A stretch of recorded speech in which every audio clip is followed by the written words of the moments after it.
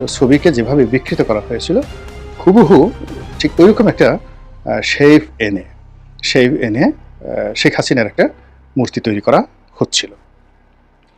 এবং এই যে আজকে আমি ভিডিও করছি 12 তারিখে, গত রাতে খবর হলো সেই মূর্তি পুড়িয়ে দেওয়া হয়েছে। এখন কারা পুড়িয়েছে?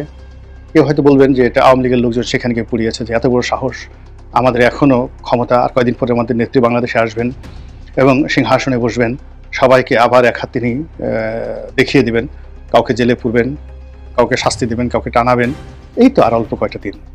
আর তার মধ্যেই তার মূর্তি নিয়ে, এই রাজপথে বিকৃত মূর্তি নিয়ে উল্লাস করা হবে, আমরা মরে গেলে এটা সহ্য করব না। এরকম আওয়ামী যারা লোকজন রয়েছেন তারা এই কুকর্ম বা এই কর্ম বা সুকর্ম করে থাকতে পারেন।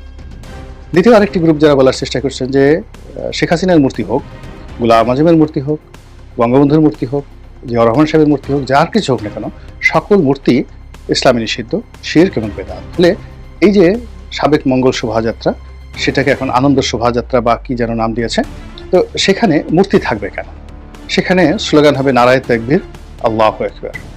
তারপরে সেখানে স্লোগান হবে আহলান ওয়া শাহলান, যে স্লোগান স্বাগতম স্বাগতম, নওরোজ মানে নববর্ষ, আহলান শাহলান, আহলান ওয়া শাহলান ইয়া নওরোজ, বাংলা নববর্ষ, বাংলা নওরোজ, এইভাবে স্লোগান হবে।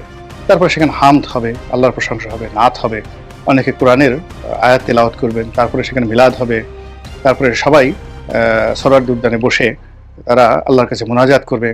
মোনাজাত করার পরে তারা বলবে যে হে আল্লাহ, আগামী বছরটি যেন অনেক সুন্দর সুন্দর ভাবে আমাদের কাটে, কোনো বন্যা, কোনো ঝড়, কোনো বৃষ্টি যেন না আসে, তোমার রহমত চাই, তোমার বরকত চাই।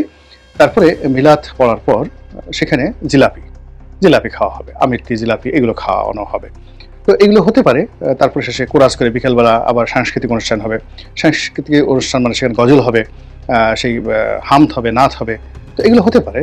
এগুলো নিয়ে যাকে বলে ইসলামিস্ট যারা রয়েছেন তাদের চিন্তা ভাবনা আপনি ফেলে দিতে পারবেন না। কিন্তু তা না করে বাসন্তী রঙের শাড়ি পরে, তারপরে নারীরা উন্মুক্ত বক্ষ নিয়ে, পুরুষেরা সেই সেখানে নারীদের একেবারে গায়ের সঙ্গে গা ঘেঁষে মিশে তারা সেখানে এক ধরনের উন্মাদনা নিয়ে লম্ফ দিবেন, ঝম্প দিবেন, এটা তো তৌহিদি জনতা মানতে পারে না।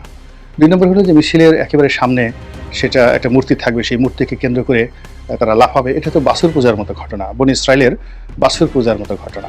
তো সেই বাছুর পূজাকে বন্ধ করার জন্য যেখানে আল্লাহ রাসূল, দুজন আল্লাহ রাসূল, একজন হযরত হারুন আলাইহিস সালাম এবং হযরত মূসা আলাইহিস সালাম, তারা যে কষ্ট করেছেন, যে জিহাদ করেছেন, তো বর্তমান জমানার যে তৌহিদি জনতা তারা এরকম একটা সাধারণ